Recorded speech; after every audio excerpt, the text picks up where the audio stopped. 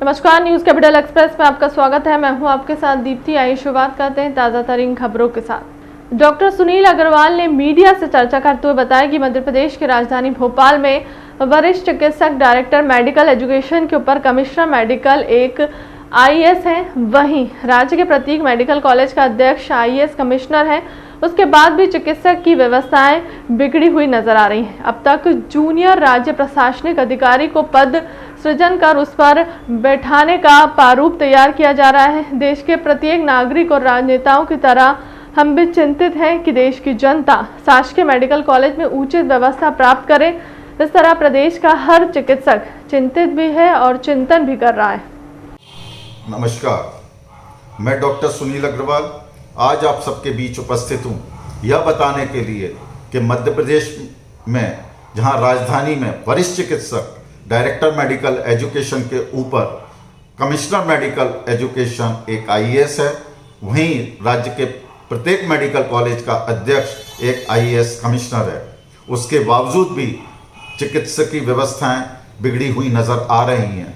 तब एक जूनियर राज्य प्रशासनिक अधिकारी को पद सृजन कर उस पर बैठाने का प्रारूप तैयार किया जा रहा है। देश के प्रत्येक नागरिक और राजनेताओं की तरह हम भी चिंतित हैं कि जनता बेहतर स्वास्थ्य व्यवस्थाएं एवं चिकित्सकीय लाभ शासकीय मेडिकल कॉलेजों में प्राप्त करे। इस बात से हर पल प्रदेश का हर चिकित्सक चिंतित भी है और चिंतन भी करता रहता है।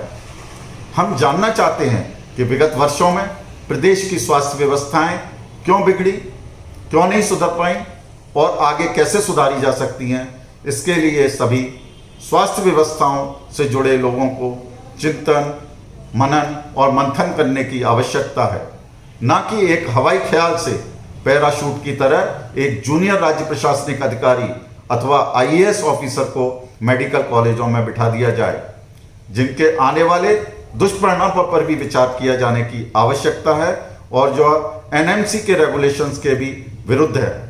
हमारा मानना है कि कोई भी ऐसा प्रस्ताव लाने से पहले मध्य प्रदेश की प्रोग्रेसिव मेडिकल टीचर्स एसोसिएशन और चिकित्सा जगत से जुड़ी सभी संस्थाओं को बुलाकर चर्चा करने की उपरांत ही ऐसे प्रस्ताव को आगे बढ़ाया जाए, जिससे अनावश्यक उत्पन्न होने वाली संभावित अप्रिय स्थिति से बचा जा सके। धन्यवाद। ओबीसी आरक्षण के खिलाफ कांग्रेस का मौन धरना। ओबीसी आरक्षण के खिलाफ काली पट्टी लगाकर जताया विरोध। आरक्षण विरोधी है बीजेपी। उल्टे बांस बरेली जो कहावत है वो चरितार्थ हो गई। इसमें 2019 का जो आरक्षण परिसीमन रोटेशन था, 2 साल में कोई कोर्ट में नहीं गया, न हाई कोर्ट में न सुप्रीम कोर्ट में। लेकिन जब इन्होंने जो 73वां 74वां पंचायती राज का अमेंडमेंट था उसके खिलाफ गए, रोटेशन के खिलाफ इन्होंने 2014 से चुनाव कराएंगे परिसीमन से आरक्षण से, इसका अध्यादेश जारी किया। और जो 19 में विधानसभा में कानून बना था उसको दरकिनार किया। और उसके बाद कोर्ट में कौन गया? रोडमल नागर जो सांसद हैं राजगढ़ के, उनके रिश्तेदार मनमोहन नागर। ओबीसी के एक संदीप पटेल गए जो राम खिलावन जी मंत्री बीजेपी के हैं, उनके रिश्तेदार हैं। ओबीसी के लोग ही गए कि भाई ये गलत हो रहा है।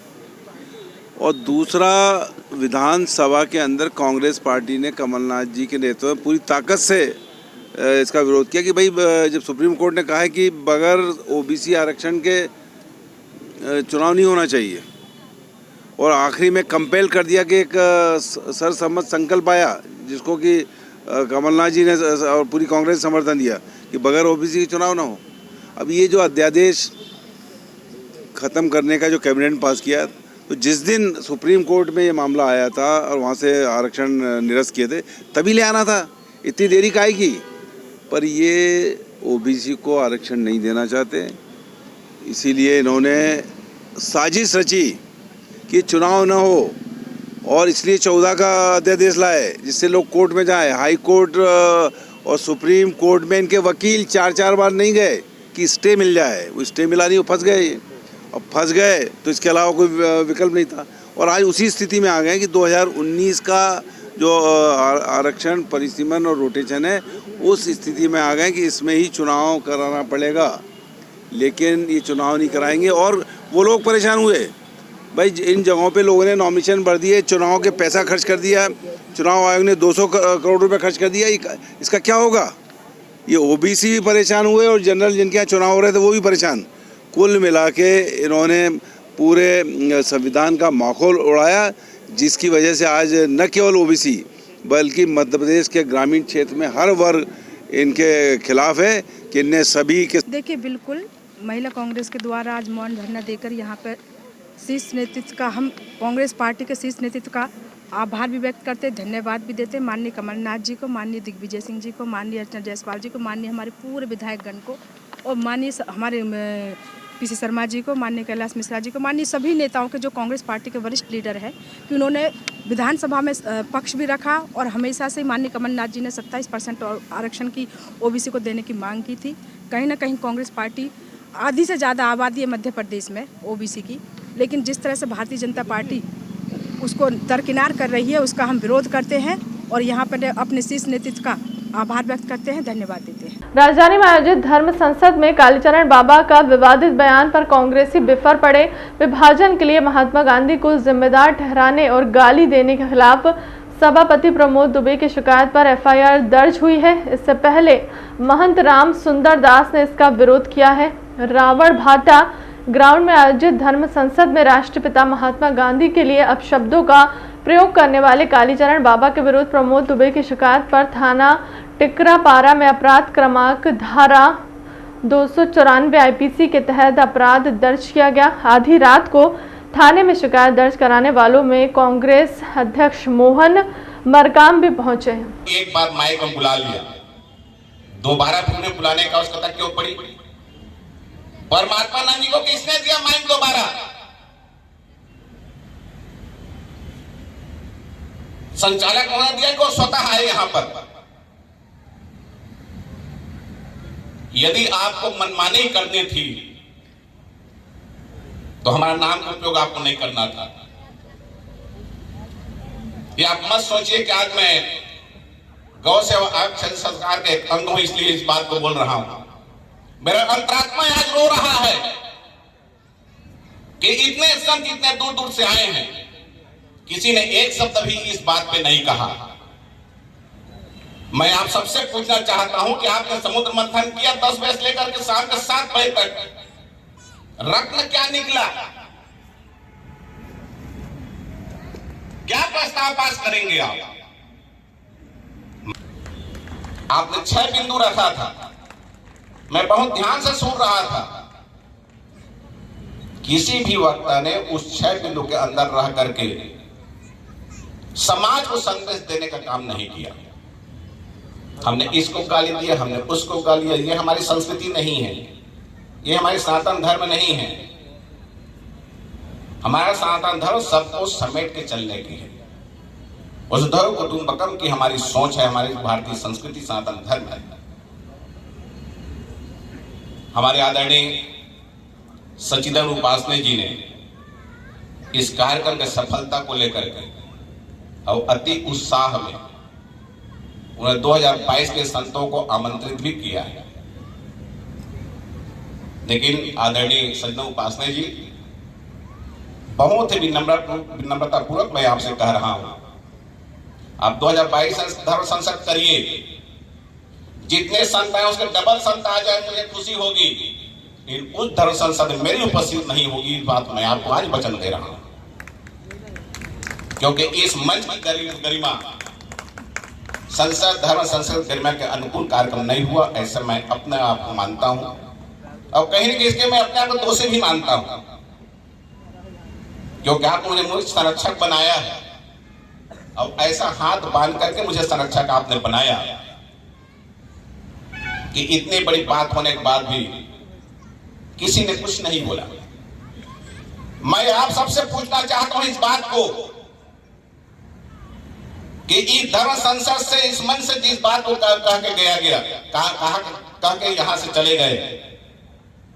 जबलपुर नगर निगम में लगे डोर टू डोर कचरा कनेक्शन में सफाई कर्मियों का नगर निगम के ठेकेदारों द्वारा भुगतान नहीं किया जा रहा। पिछले 4 महीने से अपनी वेतन को लेकर नगर निगम के सफाई कर्मचारी परेशान हो रहे हैं। डोर टू डोर कचरा कलेक्शन ऑटो के माध्यम से जबलपुर शहर में किया जा रहा है। उसके चालक परिचालकों को 4 महीने से वेतन नहीं दिया जा रहा। वहीं जब ठेकेदार से सफाई कर्मी वेतन मांगने जाते हैं तो उन्हें धमकाया जाता है और काम से निकालने की धमकी दी जाती है, जिसकी शिकायत नगर निगम के सफाई कर्मियों द्वारा जबलपुर नगर निगम कार्यालय में की गई है। नगर निगम की व्यवस्थाओं में लगे हुए हमारे कर्मचारी साथी टिपर चालक हैं, सहचालक हैं, जिनका 4 माह से वेतन नहीं दिया गया है ठेकेदार कंपनी द्वारा। वह अपने वेतन की मांग को लेकर के जब ठेकेदार के पास जाता है तो उन्हें मारने की धमकी दी जाती है और काम से निकालने की धमकी दी जाती है। इस तरीके का कृत्य मजदूरों के साथ ठेकेदार और कंपनी द्वारा किया जा रहा है, जिसकी शिकायत हमारे संगठन के द्वारा विभाग में की गई। विभाग के अधिकारियों के कान में जो नहीं रेंग रही है और वह उन्हें इसी स्थिति में छोड़ करके अपने अपने ऑफिसों में बैठे हैं। हमारे हड़ताल 6 दिनों से जारी है और आगे भी जारी रहेगी।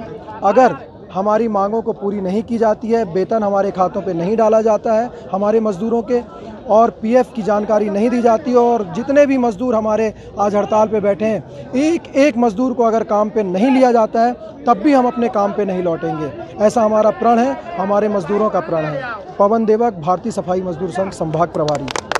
पिछड़े वर्ग को पूरा 14% आरक्षण नहीं दे पाए शासकीय सेवाओं में भाजपा कांग्रेस अब राजनीतिक प्रतिनिधित्व भी छीनना चाहती है।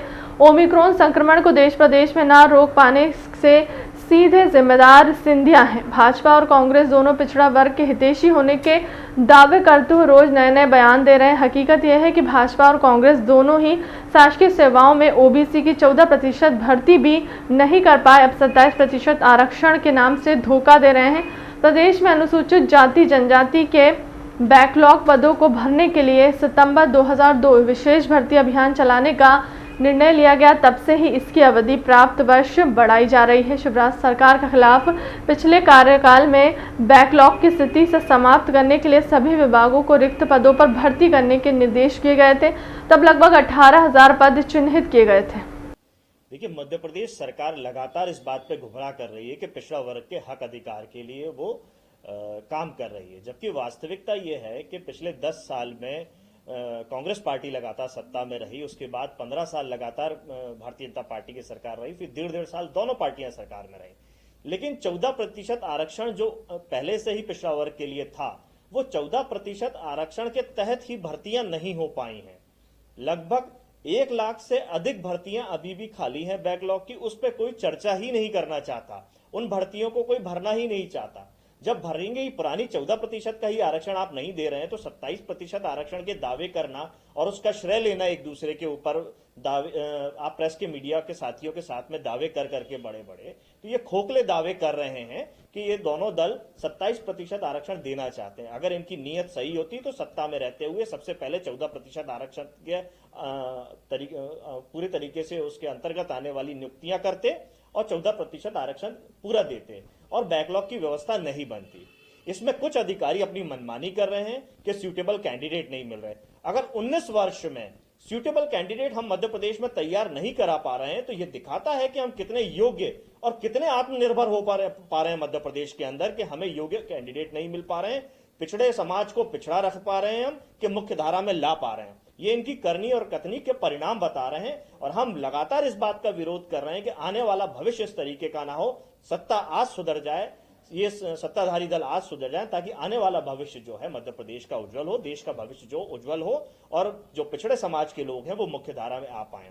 हमने महामहिम राज्यपाल महोदय से भी समय मांगा है इस अंतर्गत, ताकि उनको अवगत कराएं और वो सरकार से इस सारी भर्तियों को ठीक तरीके से कराएं और इनको अपना हक अधिकार मिल सके। इस पे हम काम करना चाहते हैं। मध्य प्रदेश में ओबीसी वर्ग को 27% आरक्षण देने संबंधित विभिन्न याचिकाओं पर सुनवाई आज हाईकोर्ट की वैकेशन बेंच के समक्ष सुनवाई के लिए रखी गई। 27% ओबीसी आरक्षण से संबंधित 53 याचिकाओं में कुछ नई याचिकाएं दायर की गई थी, जिन्हें अर्जेंट हियरिंग के लिए वैकेशन बेंच के समक्ष रखा गया था, लेकिन हाईकोर्ट ने उन्हें सुनने से इनकार कर दिया। आपको बता दें कि ये याचिकाएं नीट अंडर ग्रेजुएट काउंसलिंग में ओबीसी वर्ग को दिए जा रहे हैं। 27% आरक्षण के कानून को चुनौती देने दायर की गई हैं, जिन्हें अनारक्षित वर्ग के 4 छात्रों द्वारा दायर किया जाता है। आज सुनवाई के दौरान सरकार की ओर से उपस्थित हुए अधिवक्ता रामेश्वर सिंह ने दलील दी।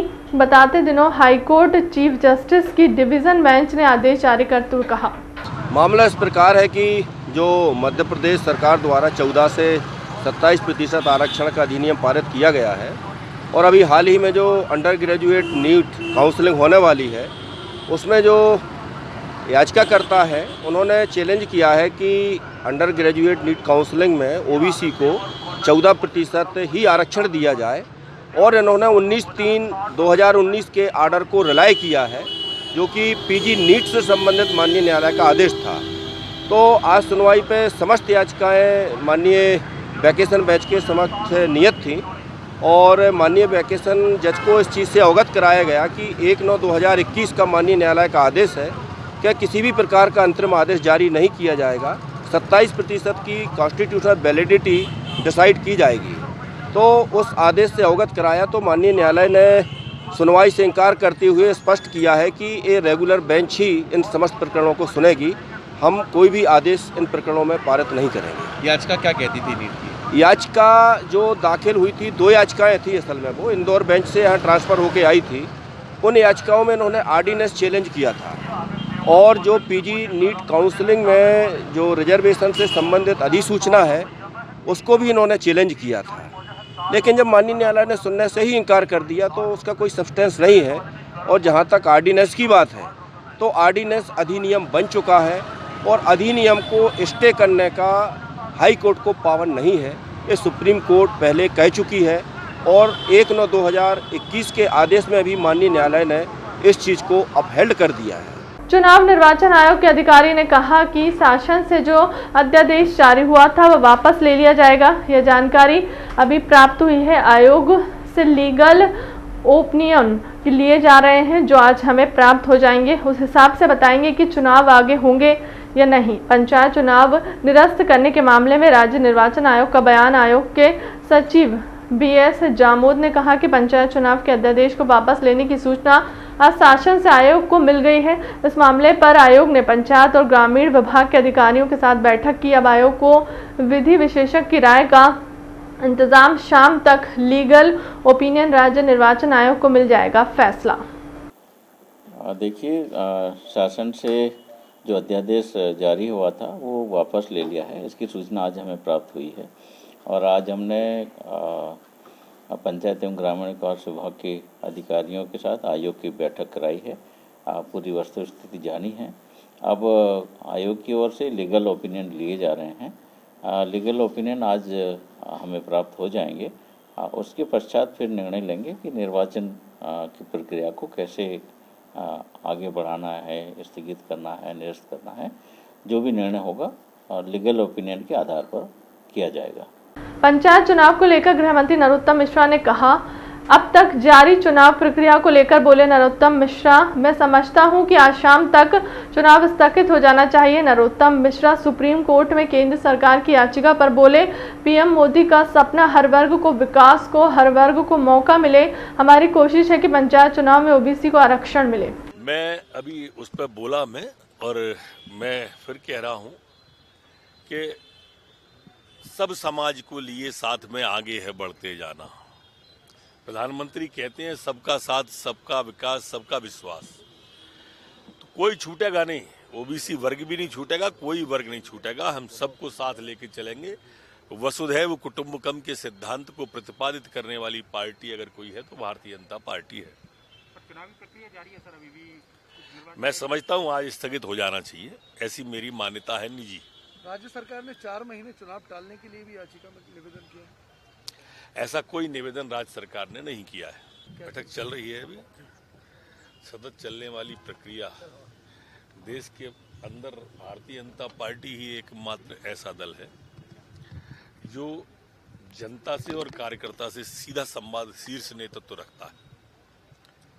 प्रदेश अध्यक्ष जी ने आज बैठक बुलाई है हमारी और सभी प्रबंधन समिति के सदस्य सम्मानित उपस्थित हैं। फिलहाल के लिए अब तक की खबरों में इतना ही। देश दुनिया की तमाम बड़ी खबरों के लिए बने रहे हमारे चैनल के साथ। नमस्कार।